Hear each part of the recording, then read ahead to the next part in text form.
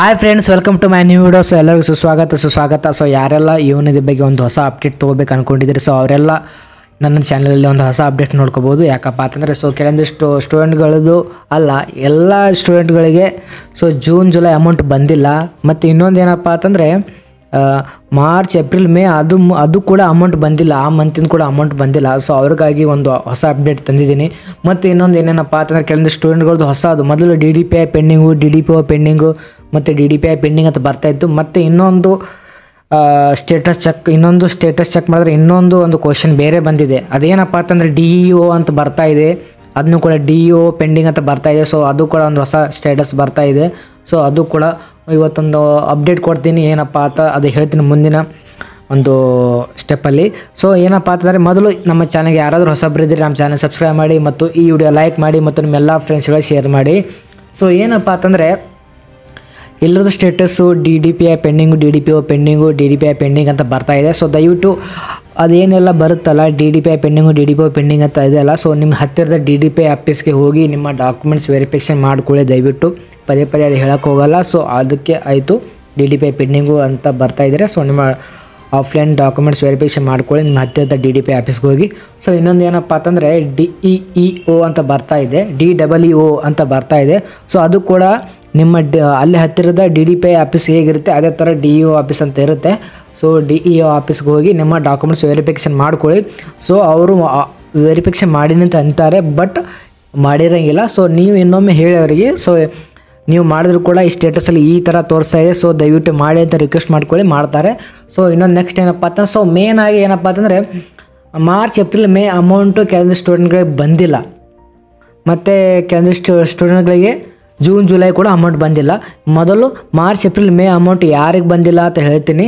So ಏನಪ್ಪ ಅಂದರೆ ಬಿಜಾಪುರ ಮತ್ತು ರಾಯಚೂರು ಮತ್ತು ಚಿತ್ರದುರ್ಗ ಈ ಜಿಲ್ಲೆಗಳಿಗೆ March April May 3 month amount ಬಂದಿಲ್ಲ. ಸೊ ಕೆಲವೊಂದು ಸ್ಟೂಡೆಂಟ್ಗೆ ಎಲ್ಲ ಬಂದಿದೆ, ಕೆಲವೊಂದು ಸ್ಟೂಡೆಂಟ್ಗಳಿಗೆ ಜೂನ್ ಜುಲೈ ಅಮೌಂಟ್ ಬಂದಿಲ್ಲ. ಯಾಕಪ್ಪ ಅಂತಂದರೆ ಸೊ ಅವ್ರದ್ದೆಲ್ಲ DBT ಪುಸ್ಟೆಡ್ ಅಂತ ಇದೆ, ಬಟ್ ಆದರೂ ಕೂಡ ಅಮೌಂಟ್ ಬಂದಿಲ್ಲ. ಯಾಕಪ್ಪ ಅಂತಂದರೆ ಎಲ್ಲರದ್ದು ಪ್ರೊಸೆಸಿಂಗ್ದಲ್ಲಿ ಇದೆ ಅಂತ ಕೆಲವೊಂದಿಷ್ಟು ಗೌರ್ಮೆಂಟ್ ಇನ್ಫಾರ್ಮೇಷನ್ ಬಂದಿದೆ. ಅದಕ್ಕೋಸ್ಕರ ಇವತ್ತು ಇವತ್ತು ವಿಡಿಯೋ ಮಾಡೋ ಉದ್ದೇಶ ಏನಪ್ಪ ಅಂತಂದರೆ ಒಂದು ಗೌರ್ಮೆಂಟ್ ಕಡೆಯಿಂದ ಒಂದು ಗುಡ್ ನ್ಯೂಸ್ ಸಿಕ್ಕಿದೆ. ಅದೇನಪ್ಪ ಅಂತಂದರೆ ನಿಮಗೆ ಒಂದು ಜೂನ್ ಜುಲೈ ಅಮೌಂಟ್ ಯಾವಾಗ ಬರುತ್ತೆ ಅಂತ ಜಸ್ಟ್ ನನಗೆ ಇನ್ಫಾರ್ಮೇಷನ್ ಬಂತು, ಅದಕ್ಕೋಸ್ಕರ ವಿಡಿಯೋ ಮಾಡ್ತಿದ್ದೇನೆ. ಅದಕ್ಕೋಸ್ಕರ ನಿಮ್ಮ ಜೂನ್ ಜುಲೈ ಅಮೌಂಟ್ ಯಾವಾಗ ಬರುತ್ತೆ ಅಂದರೆ ಜುಲೈ 13 ಒಳಗಡೆ ಅಮೌಂಟ್ ಬರುತ್ತೆ ಅಂತ ಒಂದು ಇನ್ಫಾರ್ಮೇಷನ್ ಬಂದಿದೆ. ಅದಕ್ಕೋಸ್ಕರ ಈ ವಿಡಿಯೋ ಮಾಡ್ತಾಯಿದ್ದೀನಿ. ಸೊ ಡೋಂಟ್ ವರಿ, ಜೂನ್ 13ವರೆಗೆ ನಿಮ್ಮ ಅಮೌಂಟ್ ಬರುತ್ತೆ. ಸೊ ಅದಕ್ಕಾಗಿ ಒಂದು ಇನ್ಫಾರ್ಮೇಷನ್ ಕೊಡೋ ಸಲಕ್ಕೆ ಒಂದು ವಿಡಿಯೋ ಮಾಡಿದ್ದೆ. ಸೊ ಏನಪ್ಪ ಅಂತಂದರೆ ನಿಮ್ಮದು ಯುವರ್ ಅಕೌಂಟ್ ನಾಟ್ ಸೀಡಿಂಗ್ ಅಂತ ಬರ್ತಿದೆ. ಸೊ ದಯವಿಟ್ಟು ನಿಮ್ಮ ಆಧಾರ್ ಕಾರ್ಡಿಗೆ ಬ್ಯಾಂಕ್ ಪಾಸ್ಬುಕ್ಕಿಗೆ ಲಿಂಕ್ ಇಲ್ಲ ಅಂದರೆ ಲಿಂಕ್ ಮಾಡ್ಕೊಳ್ಳಿ. ಅದಕ್ಕೋಸ್ಕರ ಆಧಾರ್ ನಾಟ್ ಸೀಡಿಂಗ್ ಅಂತ ಬರ್ತಾಯಿದೆ. ಸೊ ಅಕೌಂಟ್ ನಾಟ್ ಸೀಡಿಂಗ್ ಅಂತ ಬರುತ್ತೆ. ಸೊ ಅದಕ್ಕೋಸ್ಕರ ನಿಮ್ಮ ಆಧಾರ್ ಕಾರ್ಡು ಬ್ಯಾಂಕ್ ಪಾಸ್ಬುಕ್ಕಿಗೆ ಲಿಂಕ್ ಮಾಡ್ಕೊಳ್ಳಿ, ಮತ್ತು bank passbook, Aadhaar card, PAN card ಎಲ್ಲ ಲಿಂಕ್ ಮಾಡ್ಕೊಳ್ಳಿ. ಆದ ನಂತರ ನಿಮ್ಗೆ ಅಮೌಂಟ್ ಬರುತ್ತೆ. ಮತ್ತು ಇನ್ನೊಂದು ಏನಪ್ಪ ಅಂತಂದರೆ ಫ್ರೆಷರ್ಸ್ಗೆ ಇನ್ನೂ ಅಮೌಂಟ್ ಬಂದಿಲ್ಲ ಅಂತ ಇದ್ದೀರಾ. ಸೊ ಫ್ರೆಷರ್ಸ್ಗೆ ಕೆಲವೊಂದಿಷ್ಟು ಸ್ಟೂಡೆಂಟ್ಗೆ ಬಂದಿದೆ, ಕೆಲವೊಂದು ಸ್ಟೂಡೆಂಟ್ಗೆ ಬಂದಿಲ್ಲ. ಸೊ ಫ್ರೆಷರ್ಸ್ಗೆ ಅಮೌಂಟ್ ಯಾವಾಗ ಬರ್ತಪ್ಪ ಅಂತಂದರೆ 180 ಡೇಸ್ ಕಂಪ್ಲೀಟ್ ಆಗ್ತಿರ್ಬೇಕು, ಅಂದರೆ 6 ಮಂತ್ ಕಂಪ್ಲೀಟ್ ಆಗಿರಬೇಕು ಅಪ್ಲಿಕೇಶನ್ ಹಾಕಿ, ಆವಾಗ ಮಾತ್ರ ಅಮೌಂಟ್ ಬರುತ್ತೆ. 6 ಮಂತ್ ಆಗೋವರೆಗೂ ನಿಮಗೆ ಅಮೌಂಟ್ ಬರೋಲ್ಲ ಫ್ರೆಷರ್ಸ್ಗೆ. ಇದೊಂದು ಹೇಳೋದಿತ್ತು.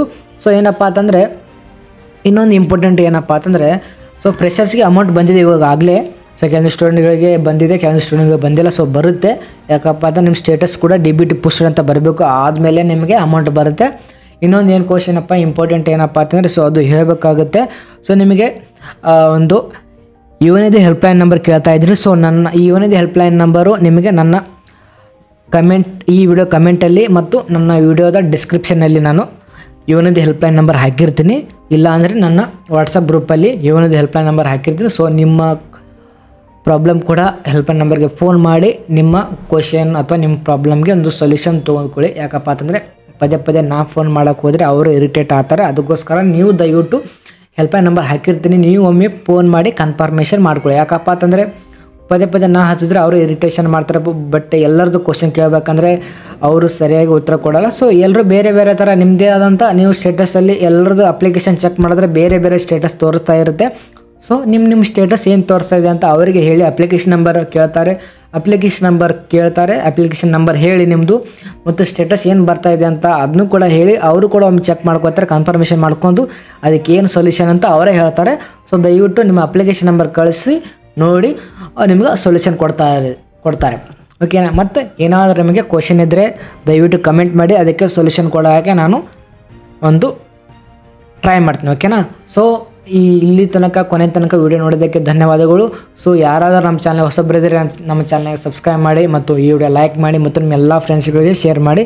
ಮತ್ತೊಂದು ಏನಪ್ಪ ಅಂತಂದರೆ, ಸೊ ನಿಮಗೆ ಯಾವುದೇ ಪ್ರಾಬ್ಲಮ್ ಇದ್ದರೆ ಕಮೆಂಟ್ ಮಾಡಿ, ದಯವಿಟ್ಟು ಫೋನ್ ಮಾಡೋಕ್ಕೆ ಹೋಗಬೇಡಿ, ಮೆಸೇಜ್ ಮಾಡೋಕ್ಕೆ ಹೋಗಬೇಡಿ. ಸೊ ಯಾವುದಕ್ಕೂ ನಾನು ವಾಟ್ಸಪ್ ಮೆಸೇಜು ಮತ್ತು ಫೋನಿಗೆ ರಿಪ್ಲೈ ಕೂಡ ಮಾಡಲ್ಲ, ಕಾಲ್ ರಿಸೀವ್ ಕೂಡ ಮಾಡಲ್ಲ. ಇಲ್ಲಿ ಕಮೆಂಟ್ ಮಾಡಿದ್ರೆ ಕಮೆಂಟಿಗೆ ನಾ 100% ನಿಮಗೆ ರಿಪ್ಲೈ ಕೊಡ್ತೀನಿ. ಇಲ್ಲಿ ಕಮೆಂಟ್ ಮಾಡಿ ನಿಮ್ದು ಏನೇ ಪ್ರಾಬ್ಲಮ್ ಇದ್ದರೆ ಅದಕ್ಕೆ ಸೊಲ್ಯೂಷನ್ ಕೊಡ್ತೀನಿ. ಓಕೆನಾ. ಸೊ ಇಲ್ಲಿ ತನಕ ನೋಡೋದಕ್ಕೆ ಧನ್ಯವಾದಗಳು. So thank you so much.